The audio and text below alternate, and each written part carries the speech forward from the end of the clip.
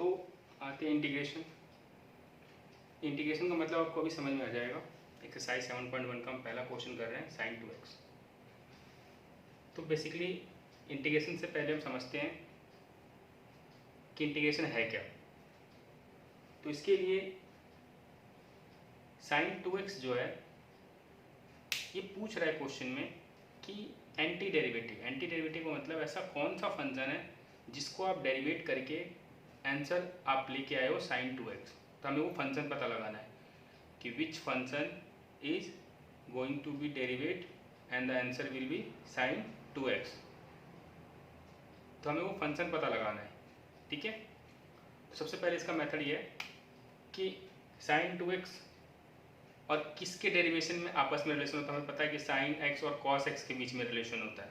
तो हम क्या करेंगे, cos x ले लेंगे और x की जगह सेम वही थीटा जो है इसका डेरिवेटिव निकालते हैं। इसका डेरिवेटिव आएगा हमारा माइनस sin 2x इंटू 2। तो उसको सॉल्व करोगे तो ये आएगा -2 sin 2x।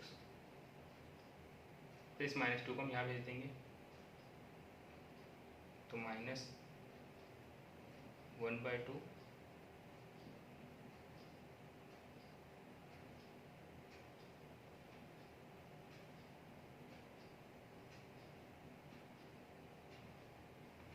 इसका मतलब इस पूरे फंक्शन का, क्योंकि देखो कांस्टेंट का डेरिवेटिव तो आपको पता ही है वही सेम नंबर आता है, तो उसको मैं ऐसे भी ले सकता हूँ कि कांस्टेंट का तो हम डेरिवेटिव करते ही नहीं कभी भी। यानी sin 2x जो है इस फंक्शन को जब मैं डेरिवेट करूंगा तो हमारा आंसर sin 2x आएगा, ठीक है। जैसे मैं आपको दिखा देता हूँ, -12 का हाफ cos 2x को क्या लिखोगे आप, sin 2x, ठीक है। वो भी माइनस का sin 2x और इंटू 2, तो ये 2 से 2 कट जाएगा, फिर ये नेगेटिव से नेगेटिव कट जाएगा, हमारा आंसर sin 2x ही आएगा, ठीक है। तो इसका ये एंटी डेरिवेटिव हुआ, लिख देंगे हम anti derivative of sin 2x is -12 cos 2x। Clear. एक और हम एग्जांपल देखते हैं इसका।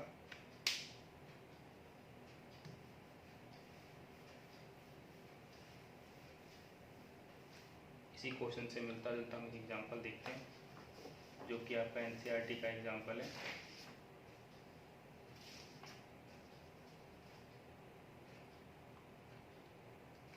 cos 2x,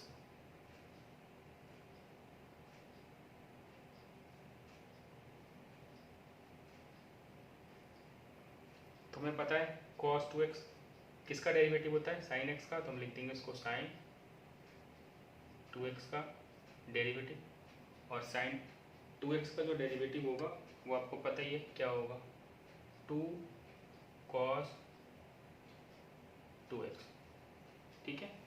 हमें सिर्फ cos 2x चाहिए तो इस 2 को इधर भेज देंगे, हाफ sin 2x का derivative is equal to cos 2x। इसको हम समझ सकते हैं क्योंकि कांस्टेंट को हम अंदर लिख सकते हैं, कांस्टेंट कट का भी डेरिवेटिव नहीं निकालते हम।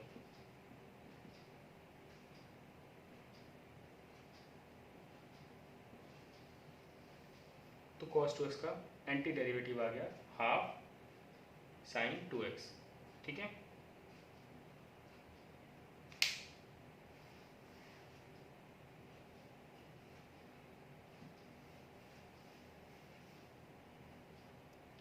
अब आते हैं नेक्स्ट,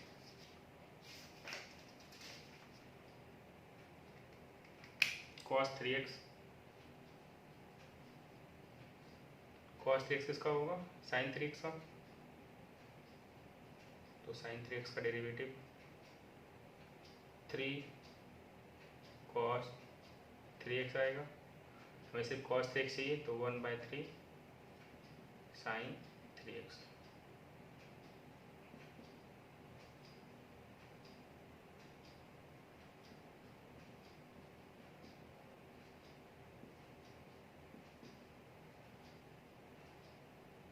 ये हमारा क्वेश्चन नंबर सेकंड है।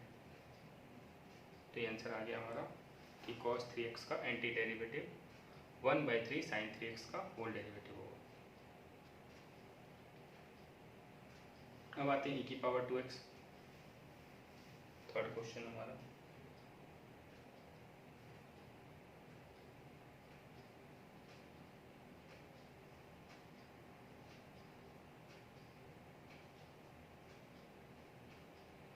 e की पावर x का डेरिवेटिव हमें पता है e की पावर x ही होता है, तो मैं यहाँ पर सेम लिख लूँगा e की पावर 2x का डेरिवेटिव क्या आएगा 2e की पावर 2x। हमें सिर्फ e की पावर 2x चाहिए, तो ये नंबर नीचे आ जाएगा।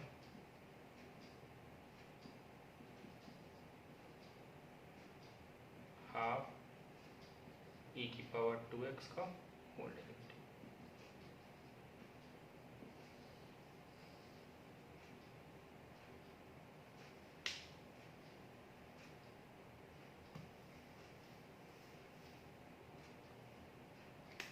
अब है हमारा question number fourth, ax plus b का होल क्यूब। तो ax प्लस बी के होल क्यूब का डेरिवेटिव हमें पता है, होल क्यूब नहीं होल स्क्वायर है, सॉरी।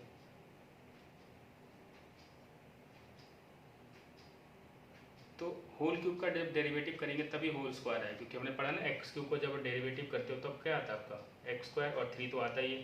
तो हमें इससे मतलब नहीं, हमें इससे मतलब है कि एक्स क्यूब का क्या आ रहा है एक्स स्क्वायर, ठीक है। एक्स की पावर 4 है तो एक्स क्यूब, ये 4 आगे आएगा, हमें इससे मतलब है। तो हमने देखा यहाँ पर ये स्क्वायर है, इसका मतलब ये इसके क्यूब का डेरिवेटिव होगा। तो एक्स प्लस बी के होल क्यूब का डेरिवेटिव लिख लेंगे। यहाँ पर क्या आएगा 3ax प्लस बी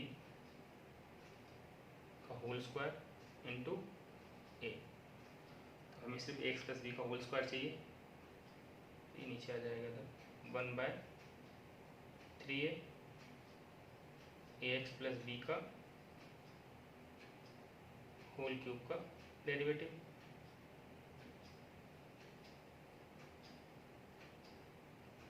फिर इस कांस्टेंट नंबर को अंदर ले जाएंगे 1/3a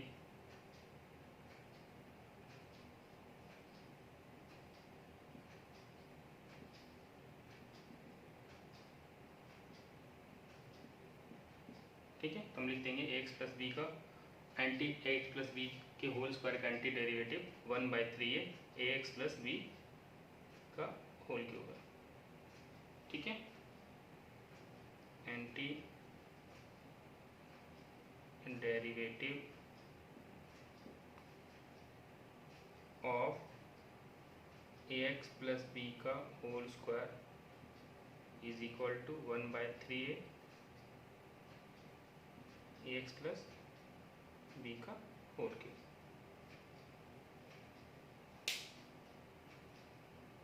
अब आते हैं नेक्स्ट,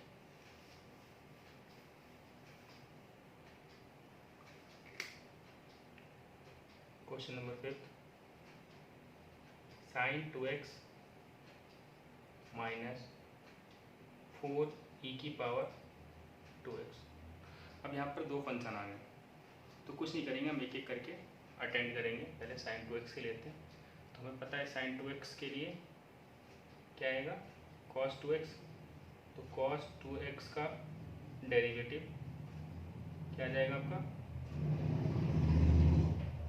2 माइनस का 2 sin 2x। तो sin 2x के लिए क्या आ जाएगा माइनस हाफ cos 2x का डेरिवेटिव, इसको ऐसे लिख सकता हूँ मैं माइनस हाफ cos 2x का होल डेरिवेटिव, ठीक है। फिर हम 4e की पावर 2x के लिए देखते हैं। तो 4e⁴ के लिए आप कुछ नहीं करोगे, सबसे पहले आप e⁴ का देखोगे, ठीक है। अगर इसके आगे कोई कांस्टेंट नंबर है तो उसको हम एज इट इज लिख देंगे। तो हमें पता है e⁴ का डेरिवेटिव,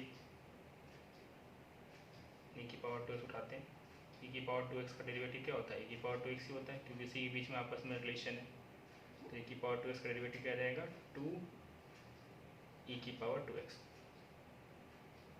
फिर इधर ये हाफ आ जाएगा,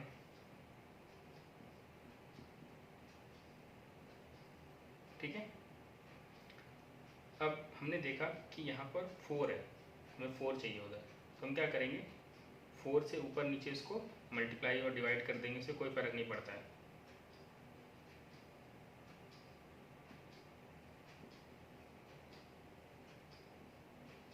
ये 4 इधर आ जाएगा, तो 4/2 e⁴ का whole derivative is equal to 4e⁴ अभी 2 से 2 कट जाएगा, तो आप देखोगे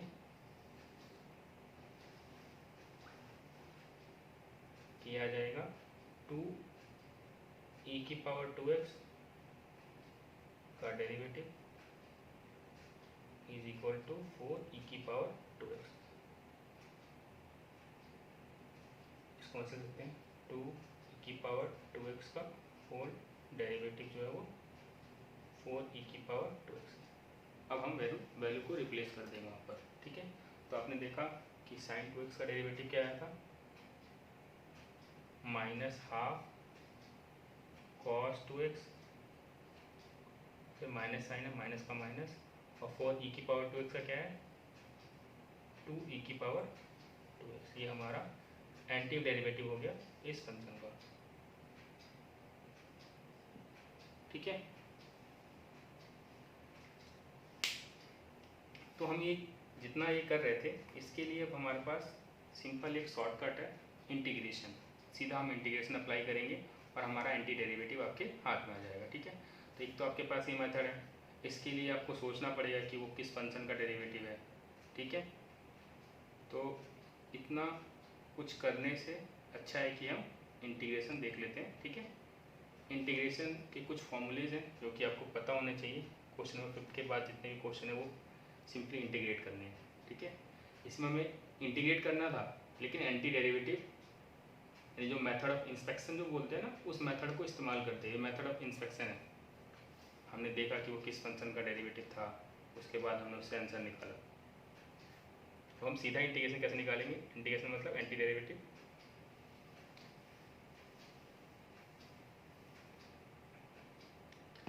इसके लिए आपको बेसिकली 3 फॉर्मूले याद होने चाहिए, ठीक है। पहला है, जैसे डेरिवेटिव हमने पढ़ा था ना, x⁴n का डेरिवेटिव, वैसे ही इंटीग्रेशन में भी x⁴n का डेरिवेटिव इंटीग्रेशन क्या होता है, इंटीग्रेशन का सिंबल होता है ये x⁴n, जो फंक्शन होगा उसके रिस्पेक्ट में dx। इसका फॉर्मूला होता है x⁴n+1 और n+1, ठीक है। साथ में जब भी आंसर आएगा उसके अंदर हम c जरूर लिखेंगे। c जो है हमारा इंटीग्रेशन कांस्टेंट होता है, ठीक है, क्योंकि जो हम इंटीग्रेशन करते हैं थोड़ी वैल्यू अप डाउन हो सकती है, चेंजेज आ सकता है, तो वो c उसको करेक्ट करता है। फिर से किसी भी कांस्टेंट का डेरिवेटिव, सपोज अगर 1 है तो इसका डेरिवेटिव आता है आपका x। अभी कैसे आ रहा है मैं आपको दिखा देता हूँ।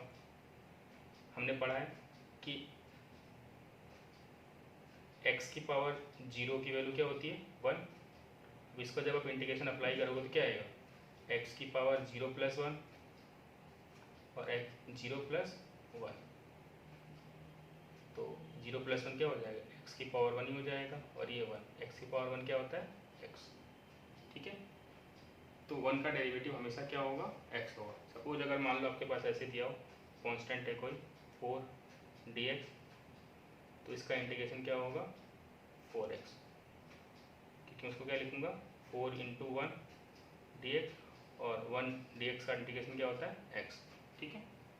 अगर आपके पास 6 dx लिखा है तो इसका इंटीग्रेशन आएगा 6x plus C plus C. ठीक है,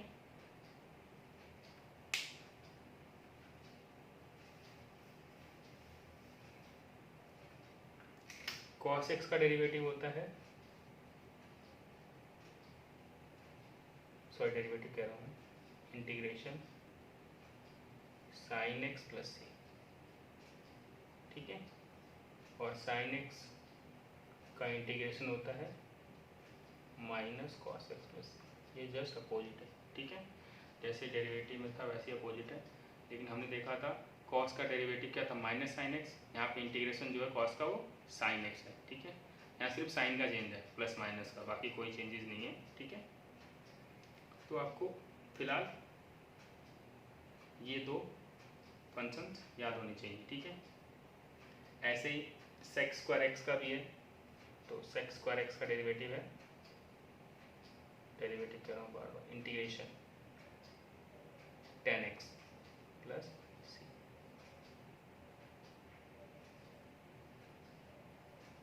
cos x स्क्वायर एक्स का इंटीग्रेशन है माइनस कॉट एक्स प्लस सी।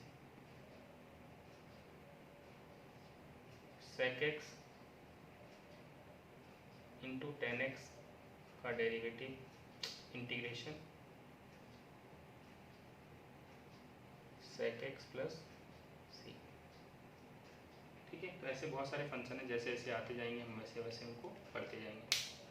तो चलते हैं क्वेश्चन नंबर 6 के पास।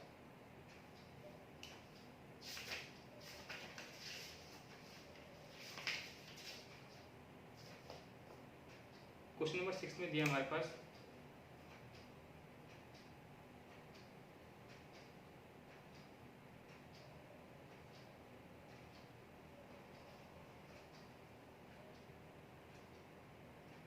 फोर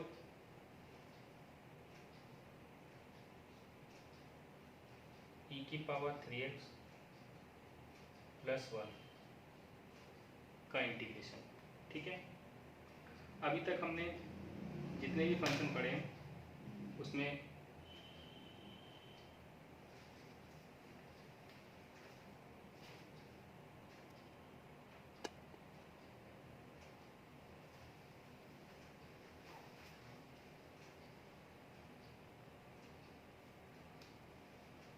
तो इसका इंटीग्रेशन निकालते हैं। इंटीग्रेशन और डिफरेंशिएशन में एक ही चीज़ डिफरेंस है, ई की पावर एक्स का डिफरेंशिएशन और इंटीग्रेशन दोनों सेम ही होता है। ठीक है ना, तो हम सबसे पहले इसको ब्रेक डाउन करते हैं। ब्रेक कैसे करेंगे, 4 कांस्टेंट नंबर को हम बाहर निकाल देंगे, ई की power 3x dx plus 1 into D x. 4 ई की पावर 3x का इंटीग्रेशन ई की पावर 3x ही होता है, और 3x का जब आप इंटीग्रेशन करोगे तो डिवाइड में 3 चला जाएगा। ठीक है, यहाँ पर हमने पढ़ा था कि डेरिवेटिव में कि जब भी आप किसी, जैसे साइन 2x है तो साइन 2x में आप क्या करते थे, साइन x का निकाला आपने, साइन x का आ गया cos x, फिर 2x के लिए आप इंटू करते थे। लेकिन इंटीग्रेशन में क्या होता है, डिवाइड होता है। ठीक है, जब आप दोबारा इंटीग्रेशन अप्लाई करोगे तो वो डिवाइड में जाएगा। फिर 1 का डेरिवेटिव x प्लस सी। क्वेश्चन नंबर 5, क्वेश्चन नंबर 5 जो है हमारा, क्वेश्चन 5 कह रहा हूँ, क्वेश्चन नंबर 6 था ये। क्वेश्चन नंबर 7 में आपके पास सिंपली दिया हुआ है x square 1 minus 1 upon x square D x. ठीक है, सबसे पहले उसको मल्टीप्लाई करते हैं। तो आप मल्टीप्लाई करोगे तो ये आ जाएगा एक्स स्क्वायर, इससे मल्टीप्लाई होगा, फिर ये x square upon x square, तो ये कट रहा है, हमने देखा ये एक्स स्क्वायर आ रहा है और ये 1 आ रहा है। इसको खोलते हैं फंक्शन को, एक्स स्क्वायर डी एक्स। ठीक है, और minus one into D x. X square का क्या आ जाएगा, एक्स की पावर 2+1, नीचे 2+1, हमने पढ़ा था एक्स की पावर n का इंटीग्रेशन क्या था, एक्स की पावर n+1 और n+1, फिर 1 का डेरिवेटिव x और ये c। सॉल्व कर लेंगे इसको वापस हो, तो ये आ जाएगा x की पावर 3, नीचे 3 minus x plus C, 1/3 x cube minus x plus C, ये हमारा आंसर हो। उसके बाद आते हैं क्वेश्चन नंबर 8 पे। 8th वाले क्वेश्चन में हमारे पास दिया हुआ है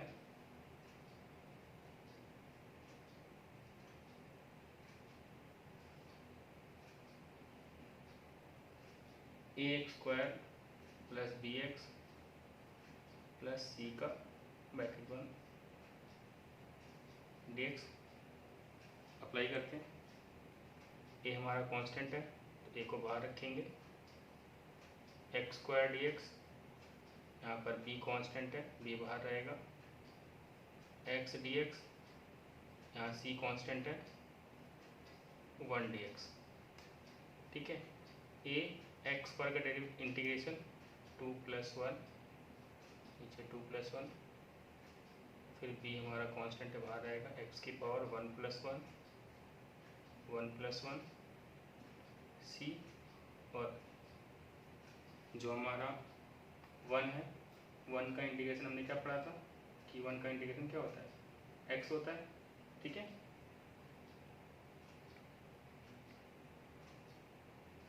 यहाँ लिख देंगे अब 6। अब जब कांस्टेंट की बारी आएगी तो यहाँ पर आप c मत लिखना, क्योंकि c ऑलरेडी आपने सिंबल इस्तेमाल किया हुआ है, तो आप c की जगह कोई दूसरा सिंबल इस्तेमाल कर लो k, और यहाँ पर आप मेंशन करना पड़ेगा आपको कि k is a integration constant. Solve कर लेते हैं, a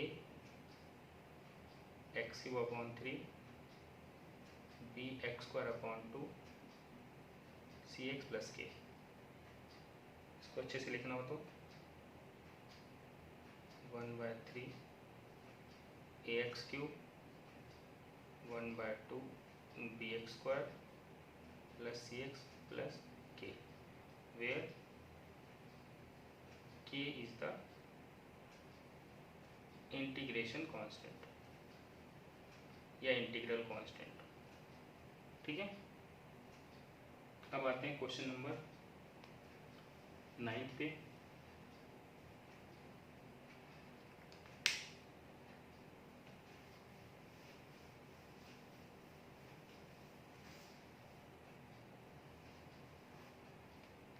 क्वेश्चन नंबर 9 हमारे पास दिया है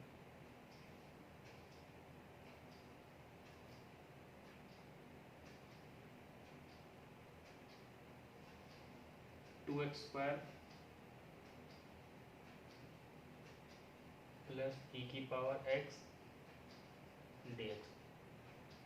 ठीक है, सेपरेट करते हैं, 2 बाहर, कांस्टेंट है तो x² फिर ex और dx, 2 का 2, x² का इंटीग्रेशन 2+1 2+1 e की पावर x का इंटीग्रेशन e की पावर x, और x का इंटीग्रेशन 1 ही होगा, हम लिख लेंगे, और dx का c, ये आ जाएगा 2/3 x की पावर 3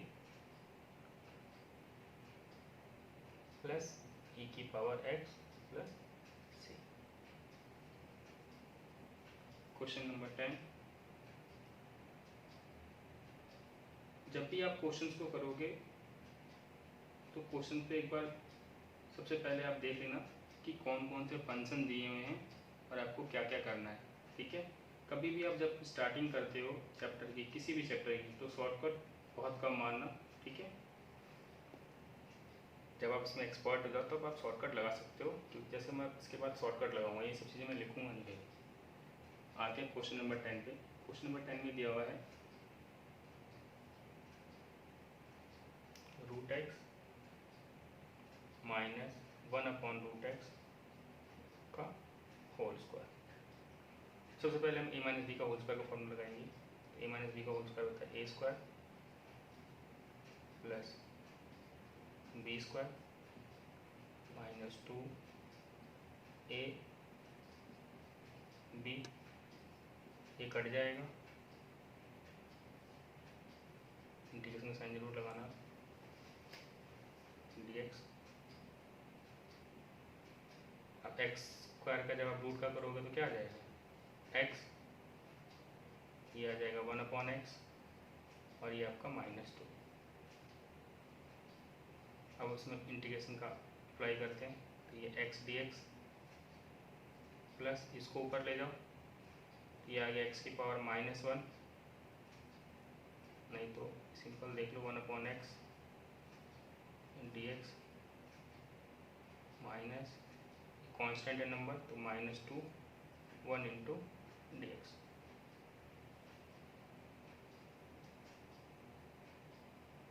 x का जो इंटीग्रेशन होता है वो क्या होगा x²/2, मैं बार बार नहीं लिखूंगा, ठीक है। 1/x का होता है log x, ठीक है। जैसे आपने देखा है ना log x का 1/x होता है, वैसे 1/x का, क्योंकि हमने पढ़ा है इंटीग्रेशन का मतलब क्या है एंटी डेरिवेटिव। आप ऐसा कौन सा फंक्शन लिखोगे जिसका आंसर आपका 1/x आना चाहिए, तो log x होगा। log x का जब हम डेरिवेटिव निकालेंगे तो 1/x, ठीक है ना। तो 1/x का जो इंटीग्रेशन होता है वो होता है log x, फिर -2 और x का डेरिवेटिव आपको पता ही x है प्लस c। अब आते हैं क्वेश्चन नंबर 11 पे। क्वेश्चन नंबर 11 में दिया आपके पास x² प्लस 5x² -4 अपॉन में x² dx।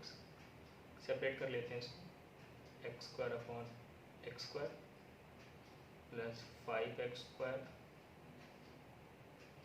सॉरी x³ है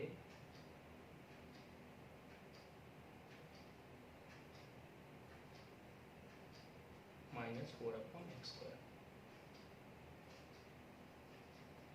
अब ये इसमें से कट जाएगा तो क्या बचेगा x, x² से x² कट जाएगा तो 5 और x² जब ऊपर जाएगा तो 5x की पावर -2।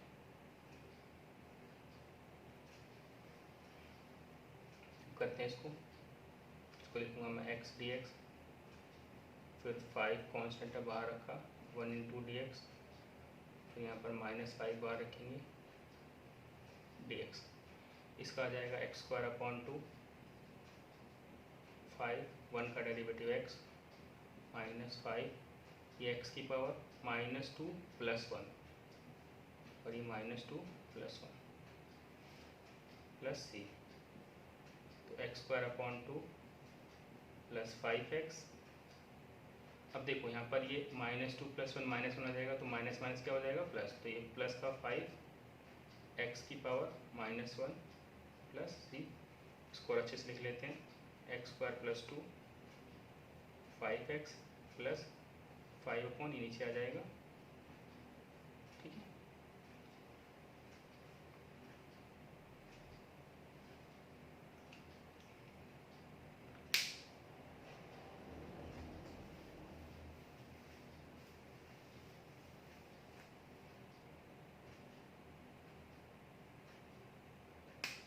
Question number 12।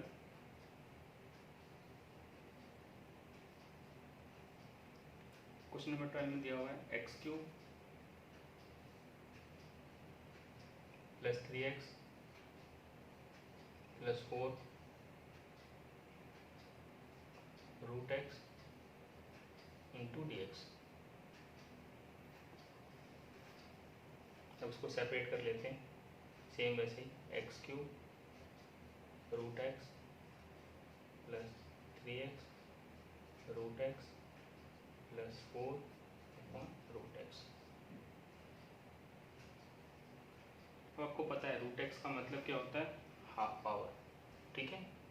तो x की पावर 3 था ये, और ये हाफ ऊपर जाके माइनस हो जाएगा, 3 x की पावर 1 था ये, और ये भी -½ 4 एक्स की पावर माइनस हाफ। तो जब आप एलसीएम लोगे तो 3 2 जा 6, 6 में से बन गया 5, तो ये आ जाएगा एक्स की पावर 5/2। जब आप यहाँ पर एलसीएम लोगे तो ये 3 एक्स की पावर 1/2 प्लस 4 एक्स की पावर माइनस 1/2। अब से हम इंटीग्रेशन अप्लाई करते हैं, dx plus 3 dx dx x की पावर 5/2 का क्या आ जाएगा 5/2 प्लस 1, 5/2 प्लस 1, 3 एक्स की पावर 1/2 प्लस 1, 1/2 प्लस 1, 4 एक्स की power minus 1/2 plus 1, minus 1/2 plus 1। ठीक है, इसका जब आप एलसीएम लोगे तो ये आ जाएगा 7/2, सीधा लिख दे रहा हूँ, नीचे भी 7/2, 3 एक्स की पावर 3/2 एलसीएम लोगे जब आप 3/2, 4 एक्स की पावर 1/2 आएगा, नीचे भी 1/2 आएगा। जब उसको रेसिप्रोकल करोगे तो आ जाएगा 2/7 एक्स की पावर 7/2। ये रेसिप्रोकल होगा तो 3 इंटू 2/3 एक्स की पावर 3/2, और ये जब रेसिप्रोकल होगा तो इंटू हो जाएगा। ठीक है, तो प्लस 8 एक्स की पावर 1/2, तो काट लेंगे, कट रहा है तो लिख देंगे 2 की पावर 7x 7/2 प्लस 2 एक्स की पावर 3/2 प्लस 8 एक्स की पावर 1/2 प्लस c।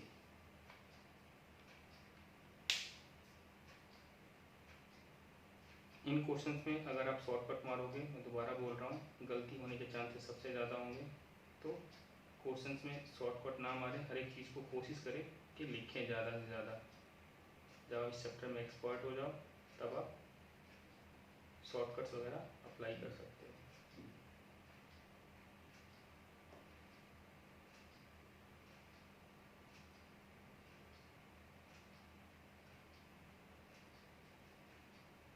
अब आते हैं क्वेश्चन नंबर 13 पे।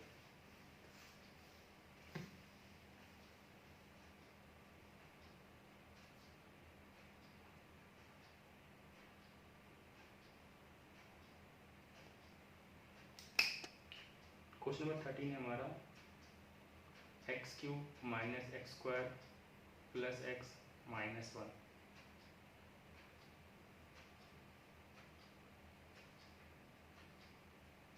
x³ minus x² plus x minus 1, और नीचे हमारे पास x माइनस 1। इसका हमें इंटीग्रेशन निकालना है। सबसे पहले देख रहे हैं उसके अंदर से x² कॉमन है, तो x² कॉमन निकालो, ये बन जाएगा x माइनस 1।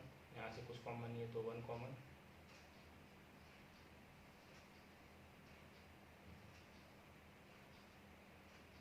ये फैक्टर बन जाएगा x² प्लस 1 और x माइनस 1, ये कट गया।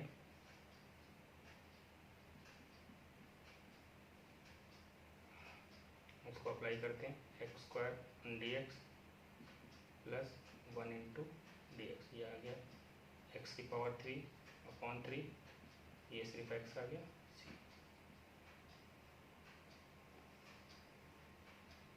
फिर 13 के बाद हमारा क्वेश्चन नंबर 14।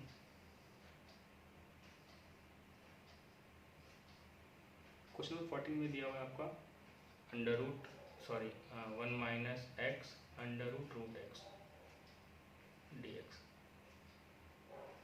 तो सबसे पहले √x को मल्टीप्लाई करते हैं इससे, जब इससे मल्टीप्लाई करोगे तो √x आ जाएगा, 1 इंटू √x माइनस, इसको जब आप मल्टीप्लाई करोगे तो ये पावर ऐड हो जाएंगे, x की पावर 1 था और ये कितना था 1/2, तो ये हो जाएगा रूट एक्स माइनस एक्स की पावर 3/2। ठीक है, इसके बाद हम इसको ब्रेक डाउन कर देंगे, इसको लिख लेंगे एक्स की पावर 1/2। रूट का मतलब यही होता है।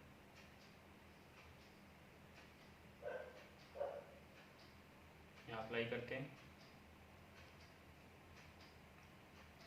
एक्स की power 1/2 plus 1, 1/2 plus 1 minus x की पावर 3/2 प्लस 1, 3/2 प्लस 1। तो ये आ गया एक्स की पावर 3/2, नीचे भी 3/2, सॉरी माइनस एक्स की पावर 5/2, नीचे भी 5/2, ये ऊपर जाके पलट जाएगा 2/3, एक्स की पावर 3/2। जब भी आप इंटीग्रेशन अप्लाई कर दो उसी टाइम सी लिख देना। ठीक है, ये 2/5, ये हमारा आंसर आ चुका है। क्वेश्चन नंबर 14 के बाद हमारा क्वेश्चन नंबर 15।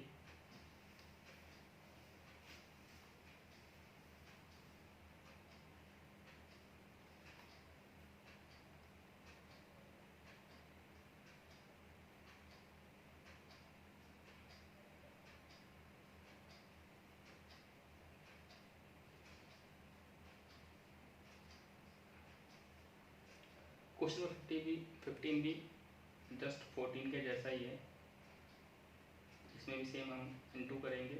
ठीक है, इंटू करने के टाइम आप हमेशा याद रखना कि जो पावर की प्रॉपर्टीज़ है, पावर की प्रॉपर्टीज मतलब जब हम किसी को मल्टीप्लाई करते हैं तो पावर ऐड होता है, डिवाइड करते हैं तो सब्सट्रैक्ट होता है। ये चीज़ आपको बेसिक चीज़ें पता होनी चाहिए।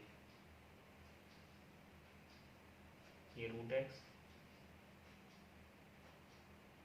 3x² प्लस 2x प्लस 3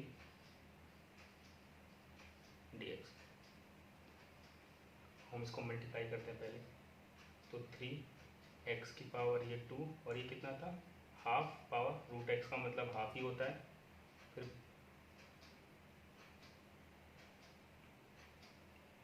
मैं इसके साथ ही सीधा dx पे अप्लाई कर देता हूँ, फिर प्लस इंटीग्रेशन का साइन 2x की पावर 1 और ये 1/2 dx plus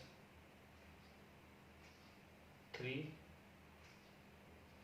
into root x dx। Constant number बाहर निकाल लेंगे, x की पावर ये आ जाएगा हमारा 5/2 dx, ये 2 बाहर आ जाएगा, x की पावर 3/2 dx, 3 बाहर आ जाएगा, x की पावर रूट को हम क्या लिखेंगे, हाफ। अब इसको करते हैं इंटीग्रेट, ये आ जाएगा x की पावर 5/2 प्लस 1, 5/2 प्लस 1, 2 x की पावर 3/2 प्लस 1, 3/2 प्लस 1, 3 x की पावर 1/2 प्लस 1,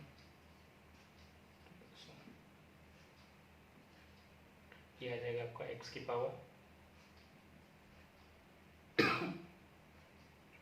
7/2, नीचे भी 7/2, 2x की पावर 5/2, 5/2, 3x की पावर 3/2, 3/2। यहाँ पर हमने एलसीएम लिया है, कुछ नहीं किया है। ठीक है, ये ऊपर मल्टीप्लाई हो जाएगा रेसिप्रोकल होकर, तो 2 3 जा 6/7, x की पावर 7/2। मैंने यहाँ पर इंटीग्रेशन अप्लाई कर दिया तो यहाँ सी लिखता हुआ चलूँगा मैं। ये जब रेसिप्रोकल होगा तो 2 से मल्टीप्लाई हो जाएगा, ये 3 इंटू 2/3, ये 3 से 3 कट जाएगा। ठीक है, तो ये हमारा